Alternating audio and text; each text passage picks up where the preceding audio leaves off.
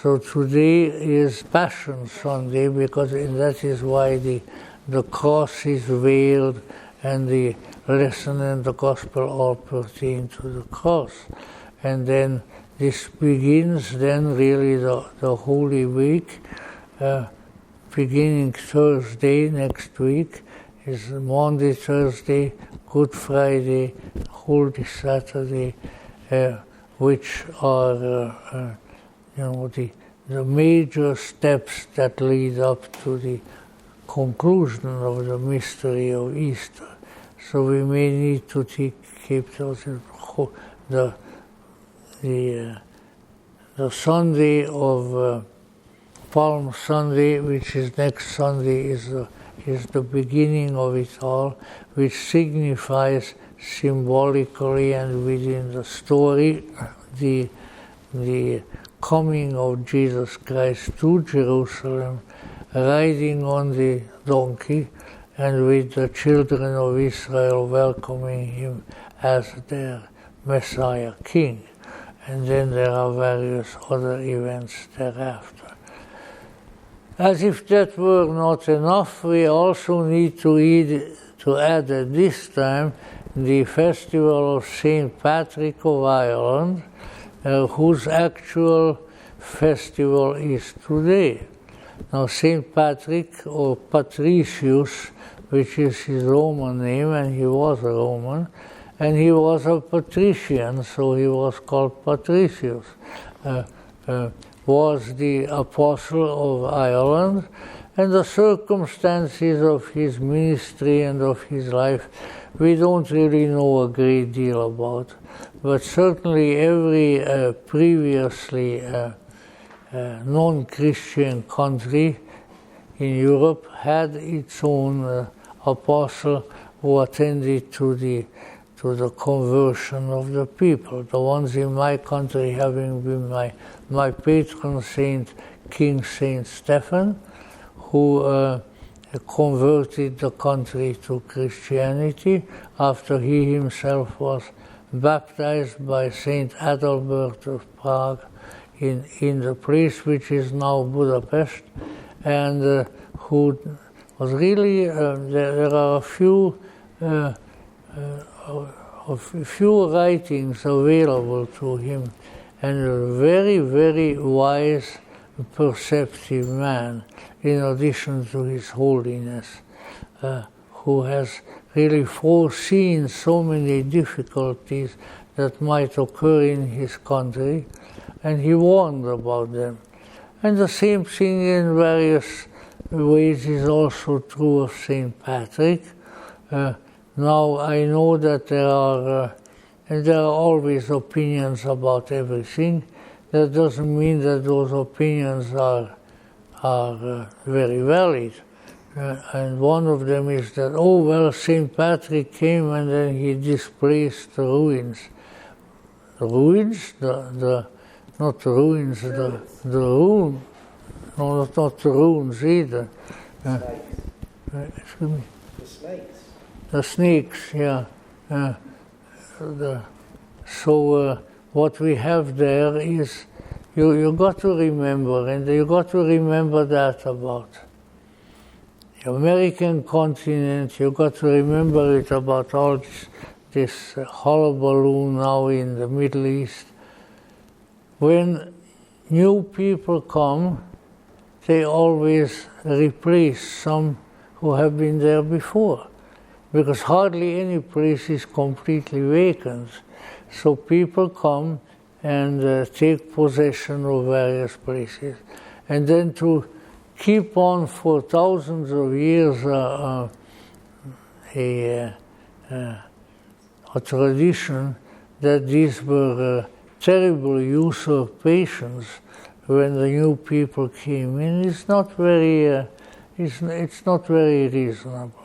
My ancestors, the Hungarians, came in through the passes of the Carpathian Mountains from the east, from what now would be called probably Ukraine, and they came into the present Hungary, and there was practically no one there. Some little wandering tribes of Proto-Slovaks if you can imagine what that is. In any way, early Slavs were there, but no one else. And then there is the famous funny story that the leader of the Hungarians, Prince Arpad, sent to the king of the people who were there, and he sent to them a gift. The gift was a beautiful white horse. The Hungarians love their horses. Beautiful white horse and some grass and some water. So they took that over to the local king, and he said, "This is our gift." Well, he was quite grateful. And then they waited another few days, and then they sent another messenger and said, "King, to he to whom belongs the water and the grass in the land, to him belongs the land, and therefore get on that white horse and go." And he did. And ever since then there's been let's say, bad feelings among the northern Slavs and the Hungarians, because they felt that the Hungarians came in and made a wedge between the two Slavic peoples, the northern Slavs and the southern Slavs. But this is just the way history goes. And so we need to remember, for instance, that all right, the Druids, the snake people were there in the British Isles, and then came the Roman missionary Patrick, and then they reconverted the people, and all kinds of lovely stories about him, that he was trying to explain to them the Trinity, and he showed them the shamrock. I don't quite see how that worked, because the shamrock, if it's the lucky shamrock, then it's 4. But if it probably wasn't, and that's why the Irish were never all that lucky later on. But all sorts of legendary, but that usually attaches itself to a great person. In fact, there was a statue of him at St. Mary's Cathedral in San Francisco, which was the ugliest statue of a saint that I've ever seen. St. Patrick looked like a madman, like somebody who in the Jewish district we could call a Meshuggah, the curious ideas that people have. But from everything that we can deduce was a good and eloquent and effective missionary who came and converted the Celtic peoples, including the Irish, to Christianity, which was the new religion coming, and which certainly redounded to their benefit.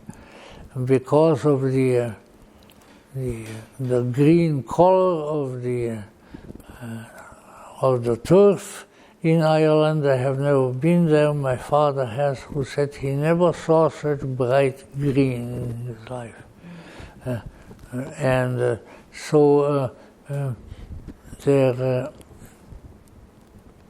There was then a conversion of the Irish people, and in their own ways, and what other ways do we have? They became the great defenders and advocates of the Christian and Catholic faith. They're all done history, including the Reformation and the antics of Henry VIII and things of that sort, so that the Irish maintained that tradition very powerfully. And from what I understand, they are keeping the traditions up in many ways, even more powerfully, those Irish who came to this country than those who remained at home. So this is all interesting etymological information for you, which I'm sure you could actually do without. In any event, here is the festival of St. Patrick is a great national festival of the Irish people, because he is their patron saint. And so pretty much all Christian countries have a patron saint. The French have Saint Louis, and the Hungarians have Saint Stephan, and the Czechs have probably, the Czechs have, it's an interesting country. The Czechs have all kinds of saints in their country, and yet they don't go to church. So when you meet a Czech, you should ask him why. But in any event, you know, Saint Ottokar and various saints of Prague, Saint John Nepomuc. And in Russia, Saint Vladimir, but I don't have to go through all of them. But the thing is, what are these things? And then people resort to history and say, no, it wasn't really all that great a saint because he got drunk every other day, or, you know, they find some fault to find. And then the issue is not that kind of situation, but the issue is the fact that this kind of a person, owing to their activities, becomes what in modern times we often call an archetype of a country. Patron saints, Saint George for England, also Saint George for Greece and others, they become a hieratic figure that symbolizes the soul of the nation. And that does not hurt to have, and so does not hurt to take recourse to. Now, when there are now, even within the Catholic Church, there are now some saints, like I think they just made a movie about, what's her name, lady who came here, she came from Italy, Mother Teresa? Yes. So, you know, so I think she was the first canonized American saint. And the thing is, these things are good to keep track of. These are not superstition. Because if we don't have that, then what have we left for our archetypes of the country? Rock singers, you know, heaven help us politicians, who probably would qualify more as embodiments of the demon, you know, and so forth. So it is important to have somebody look out to. Now, this is a spiritual presence that looks out for our country, for our nation, and we should address them in a reverent and useful fashion. Now, that being the case, I think we have gotten through the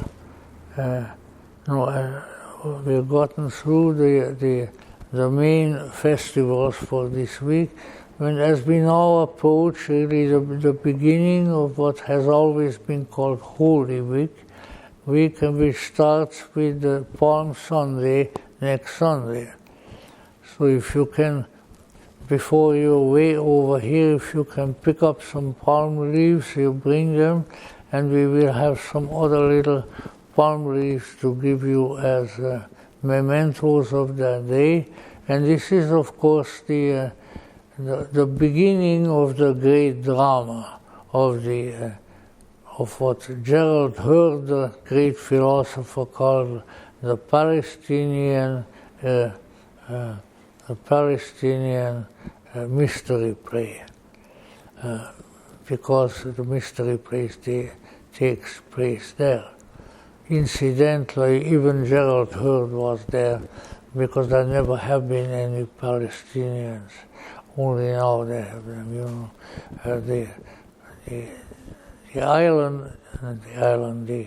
The land of Judea was Judea, the land of the Jews. But then the Emperor Titus, who was a great emperor, the Emperor Titus got pretty mad at the Jews because they kept revolting against him. It's not a thing that you do to emperors and gain their favor. Then when he sent his son Titus over to the Holy Land, who beat the heck out of everybody, and that is when the Jews were exiled, and that was the beginning of the diaspora, when the Jews were beginning to be dispersed all over the world. And that is why the Jewish people whom I knew on New Year's Day would greet each other and us next year in Jerusalem, you know, to return to their own country. But there were no Philistines. Titus named the country Palestina, and that's how it stuck. There was a Palestina, but there were no Palestinians except if they came there. But people always come. People come and go, you know. Humans are not rooted like trees in one spot, but they come and they go and they come and they go, and then cause various difficulties. So these things, why I brought it up, I don't know, but it seemed like a good idea at the moment. So, you know, there we are. But in any event, what we have now, just giving you a little short preview, what we have now is a historical disguise of a spiritual mystery, which starts with Palm Sunday. In other words, yeah, it is quite likely because Jesus was a descendant of the royal family of David. They were expecting a Messiah, a king Messiah, and so he was regarded as the coming king riding into the city, and that is really the story of Palm Sunday. And then it goes from there and eventually to the death, the crucifixion, and eventually the resurrection. So we need to keep in mind that under a quasi-historical guise, there are all sorts of important spiritual messages and mysteries that are concealed in the Easter story, including the events of Maundy Thursday in the foot washing, the mystery of the death of God, so to say, on Good Friday, but his resurrection by Holy Saturday, and all of these have, as always, a multi-layer of meanings. And the more of those meanings we can internalize, then the better off we are. And that is true of all of these events, including the one today, where you may remember this being devoted to the mystery of the cross. You have probably already discerned in the lesson and in the gospel that it's the proclamation that, you know, okay, boys and girls, don't just make that out to be the commemoration of an execution, but look at it. Look at what the cross means. There is a vertical bar and there is a horizontal bar. And one of those it can be viewed in various ways, but one good way of viewing one of these is our humanity. our human nature, our human body, and our human life. The other one, however, that crosses over is the divine part of the cross, the one that came from above, the one that leads to the resurrection. And so the duality of the human being caught in this human body also, but there also being there something else, the divine nature, which is also in the human, and which symbolizes the part of the cross that comes down from on high. So in the Gnostic view, it was never just an exposition of a physical execution, and pretty nasty execution too that they practiced at that time with the crucifixion, but that it had very deep symbolic dimensions. And that the more of these symbolic dimensions we can contemplate and internalize, the more we are actually following in a spiritual fashion the career of Christ, so that it becomes really a following of Christ in the various symbolic action. I remember a poem. I can only remember with my geriatric memory one line from one of the stanzas, which has to do with the mystery of the crucifixion, and it says that in it God in man is crucified. So here we are a cross, we are a living cross, and in us, nailed to our cross, is the divinity, the higher self, the transcendental side, the Christ in us, as St. Paul calls it. And unless we recognize some of that, then our participation in the Easter mystery is perhaps not as complete as it should be. I always so frequently quote perhaps ad infinitum the poem of Angelus Silesius, one of the Rhineland mystics. Though Christ 1,000 times in Golgotha be born, but not in thee, thy soul is all forlorn. Not go to Bethlehem be born, and that the cross at Golgotha standeth up in vain, unless in thee it be erect again. And so it's that mystical identification with what is going on is the underlying reality of festivals like Easter. So we might want to give it some thought, and no doubt if I am still here, I will do my best to give some little explications of that. We have always done that, wherein we interpreted the mystery of Easter as the great mystery play. The mystery play of the death and then the resurrection of the Divine One. So let's keep that in mind. Next Sunday, however, is the commemoration of the triumph of Jesus riding into the city, which is also something we may keep in mind. Fortunately, our lives are not all crucifixions, although sometimes it feels like they are, I'm sure that you know that. But they are also triumphs.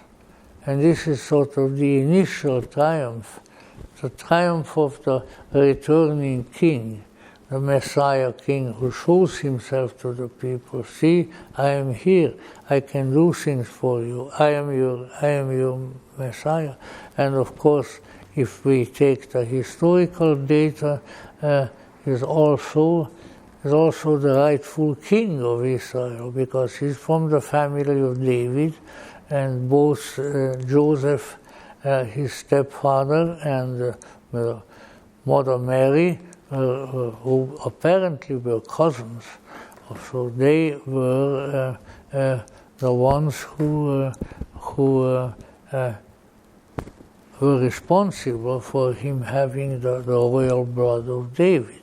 And that also is important, because and so to hail the King of Israel, hail David's royal son, these are all the welcoming shouts of the people, especially of the young people, who perceive the coming of the Messiah of the family of David.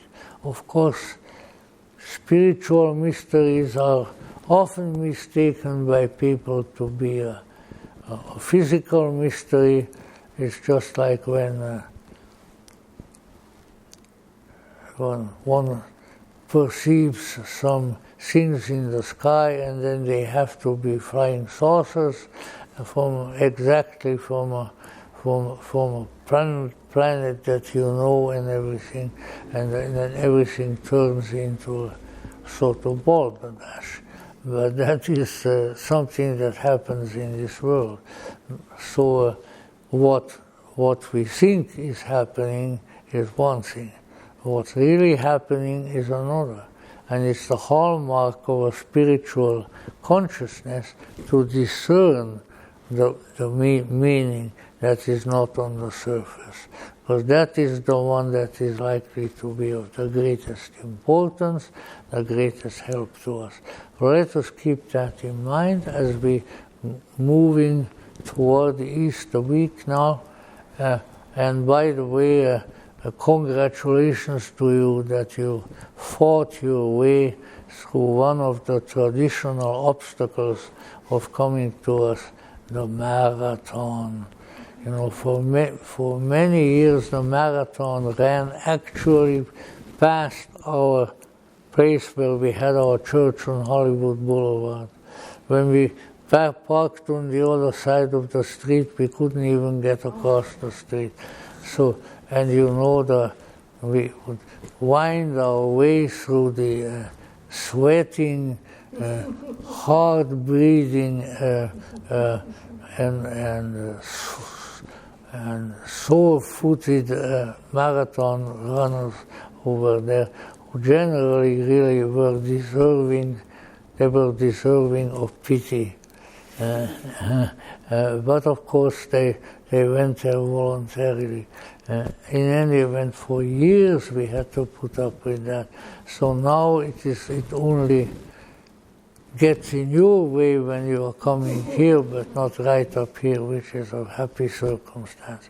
So let us hope we can move in a purposeful and sacred manner toward Easter, and so may the mystery of that which hangs twixt heaven and earth descend upon us and remain with us always. Amen.